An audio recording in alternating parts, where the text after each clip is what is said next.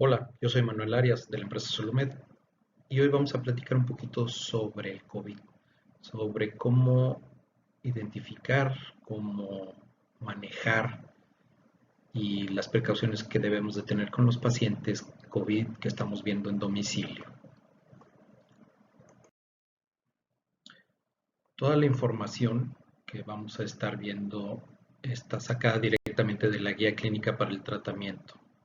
Esto está hecho por un panel de expertos y acaba de salir ahorita en agosto del 2021. No hay información más actual y no hay información más apegada sobre qué hacer con un paciente aquí en México. Esto es eh, un resumen que está hecho para nosotros los mexicanos, con lo más actual y con qué es lo que podemos hacer.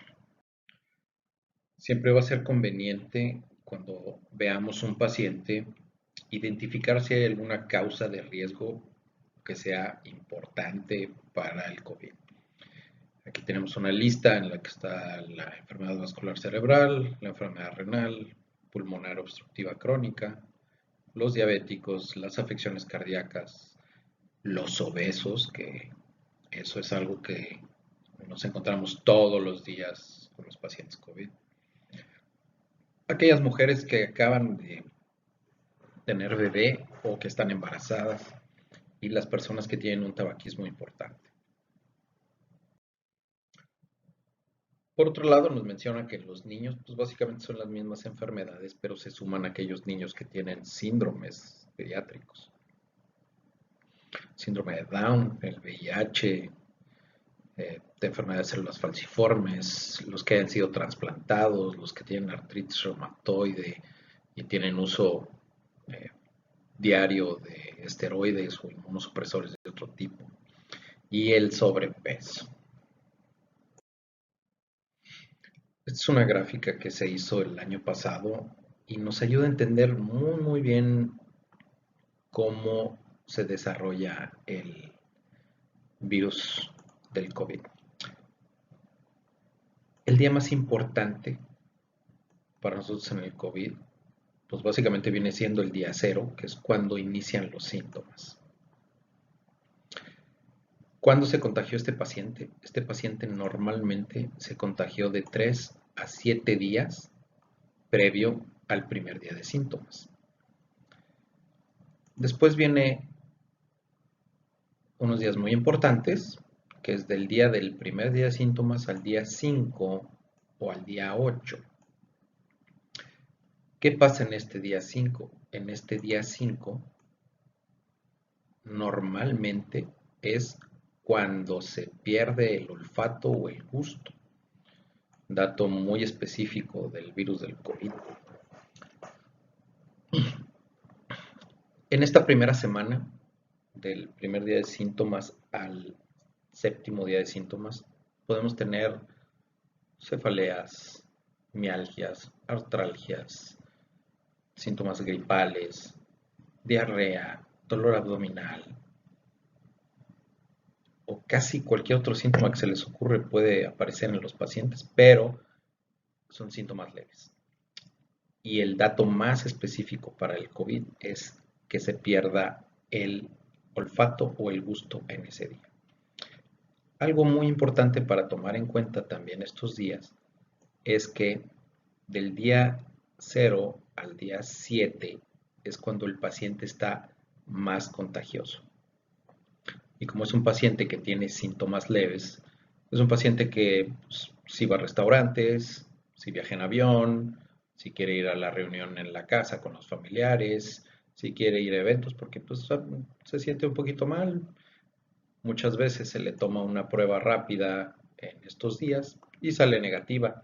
Claro, tengo una prueba negativa y nada más tengo gripita, pues no pasa nada. Voy al evento. Por lo tanto, identificar a los pacientes dentro de esta primera semana es importantísimo. ¿Por qué? Porque aquí tenemos que del día 8 al día 14 son los días donde aparece la inflamación pulmonar.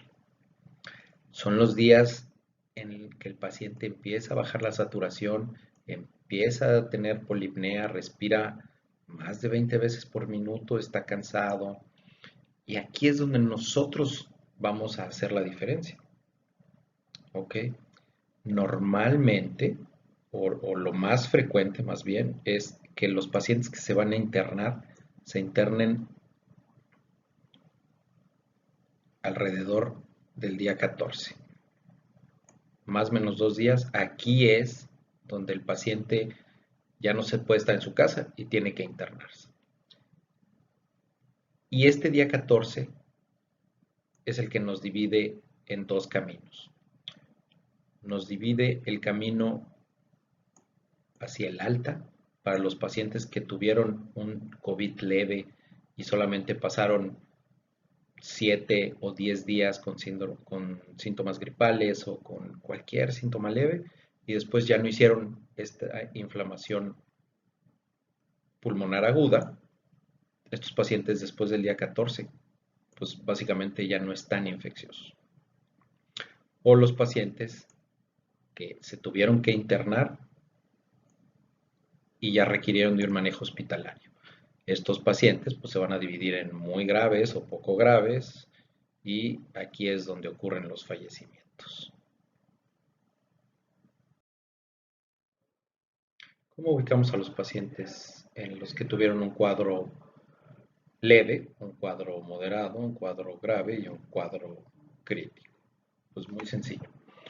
Los cuadros no graves, ¿verdad? Pues son todos aquellos que tienen síntomas, pero no hubo inflamación pulmonar. Se sintieron muy mal, tienen mucho cansancio, eh, tuvieron fiebre muy alta, no han comido, bajaron 6 kilos.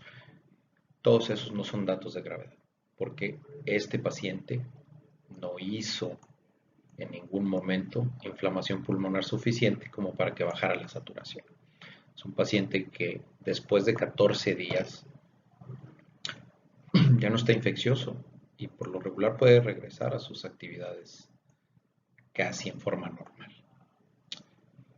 Todos los pacientes que hacen inflamación pulmonar, pues se considera moderado si lo podemos mantener en la casa o grave si lo podemos mantener en la casa, pero aparte va a necesitar oxígeno suplementario.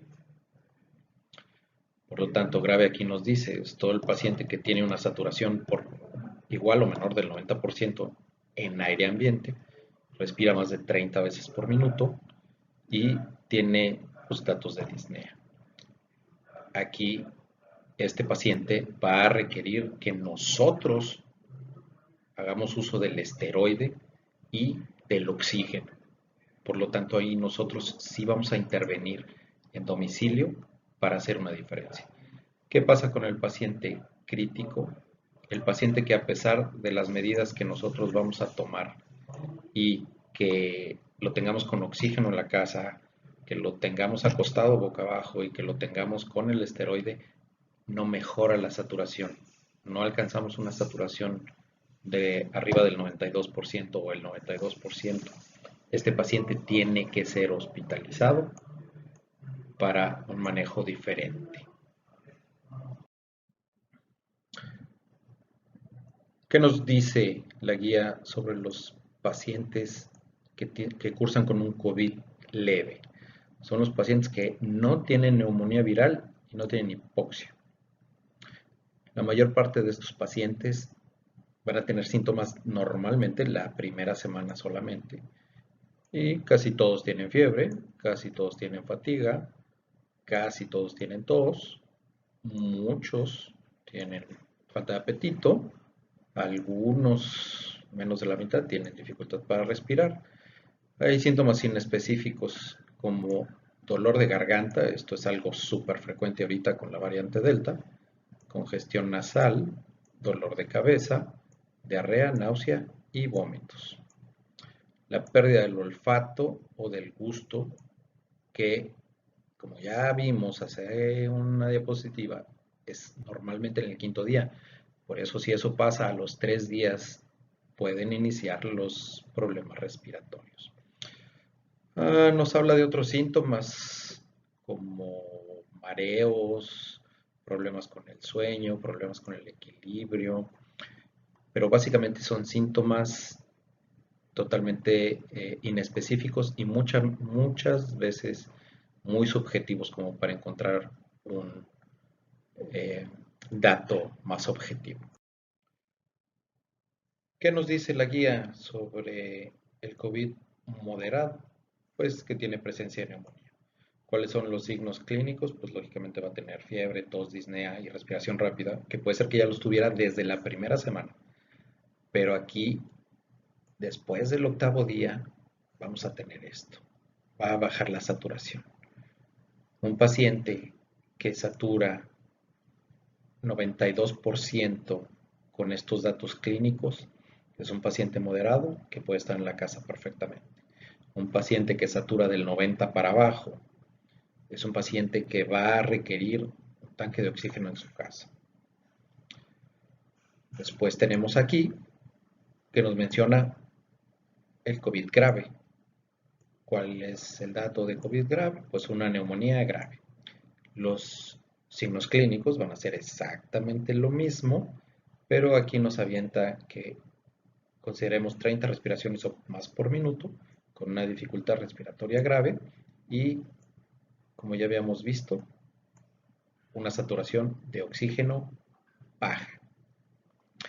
Aquí dice que el diagnóstico puede ser clínico. Hay mucha gente que como que quiere esperarse o tiene mucha ansiedad por la radiografía de tórax en los pacientes que están en domicilio. Es más riesgoso sacar un paciente de su casa para ir a tomarle una radiografía y regresarlo, porque todo ese movimiento va a bajar más la saturación, que tenerlo en su casa, escucharlo con el estetoscopio y darte cuenta con pura clínica que tiene 30 respiraciones por minuto, que tiene dificultad respiratoria grave y con tu pulsoxímetro saber que está saturando bajito. No necesitamos una tele de tórax en ningún momento para diagnosticar una neumonía grave o una neumonía que está dando datos clínicos. La radiografía de tórax se utiliza más bien como para ver evoluciones o para ver si quedaron secuelas, pero la radiografía de tórax no debe ser el medio de identificar una neumonía, y mucho menos la tomografía, que es donde tienes que acostar al paciente durante un momento para que se pueda realizar. Aquí tiene que ser clínico, es el mejor modo de hacerlo. Continuando con los pacientes graves, aquí hay una pequeña definición entre los pacientes graves que están con sepsis y los que están con choque séptico. Pues básicamente son pacientes muy graves, pero los que están con choque séptico es porque aparte de todo pues no pueden mantener cifras tensionales adecuadas. Entonces son los pacientes que tienen que estar en la UCI con de 3 a 5 bombas de infusión todo el tiempo. Pacientes que ya el riesgo de la mortalidad pues, está muy por encima de lo deseado. Aquí nos empieza a mencionar ya la guía en la división que ya hizo, que los pacientes leves son los pacientes que no tienen neumonía y están saturando, aquí nos menciona de 94 hacia arriba al aire ambiente, solamente necesitan tratamiento sintomático. En estos pacientes no está indicado por ningún motivo darles acitromicina, ivermectina y más tarde vamos a entrar más en profundidad con el tratamiento, pero básicamente se les da paracetamol, se les da probióticos si tienen diarrea, se les quita la náusea con algún antiemético y listo. Ninguna otra cosa, aunque el paciente quiera su antibiótico. Ya entrando en los pacientes que tienen un COVID moderado, como ya vimos, moderado nos está hablando de los pacientes que sí hicieron una inflamación pulmonar, que sí tienen una neumonía y van a tener una desaturación.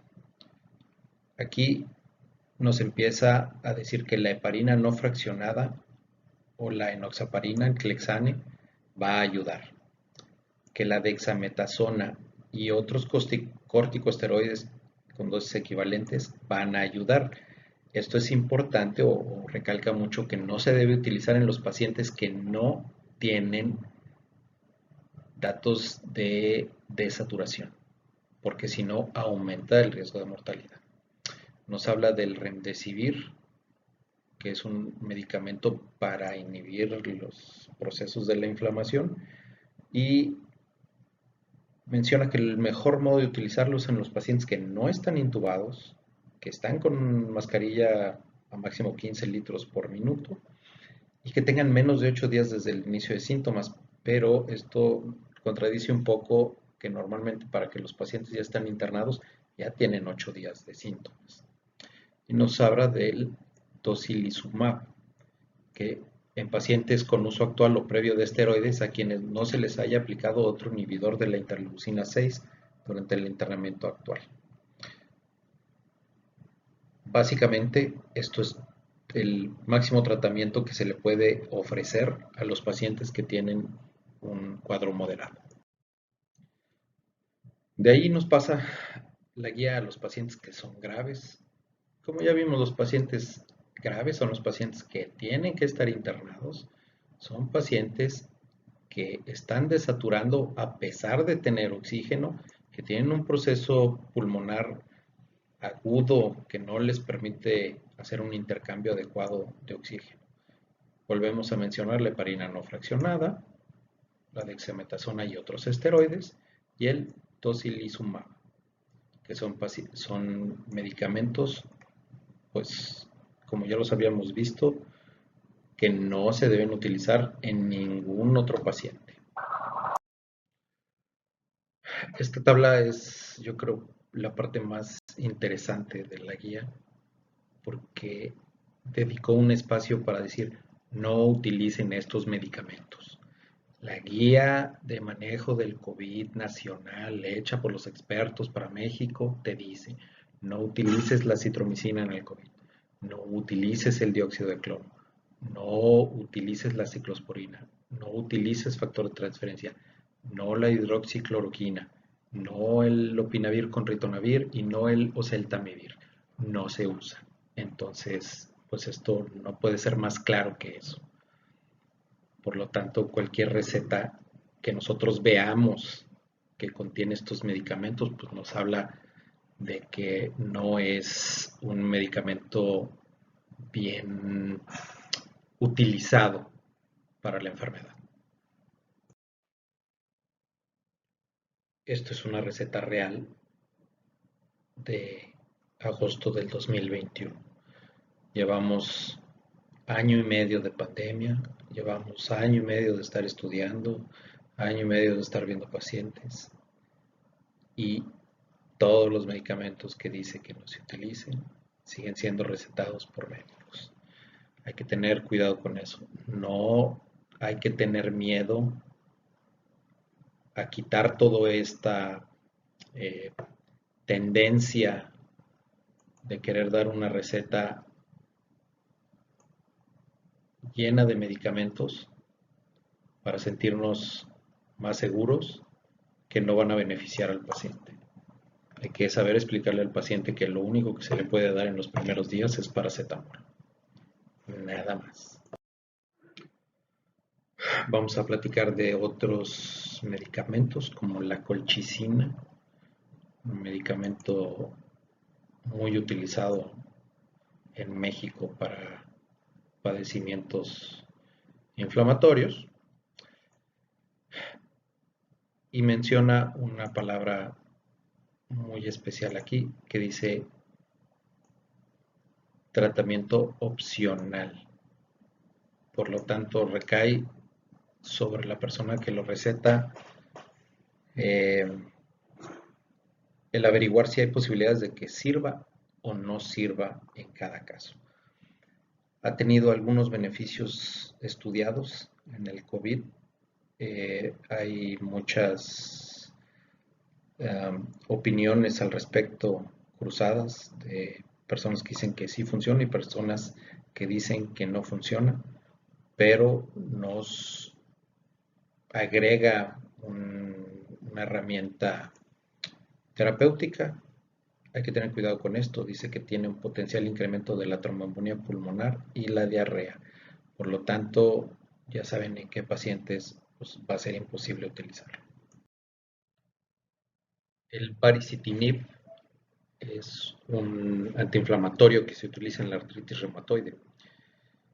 Este ha demostrado una utilidad con una disminución en la mortalidad y en el riesgo absoluto de padecer la enfermedad grave.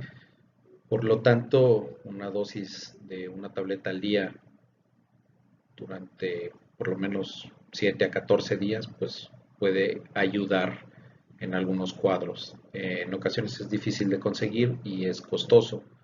Sin embargo, tenemos modo de conseguirlo para poder enviárselo a los pacientes, incluso directamente a su domicilio.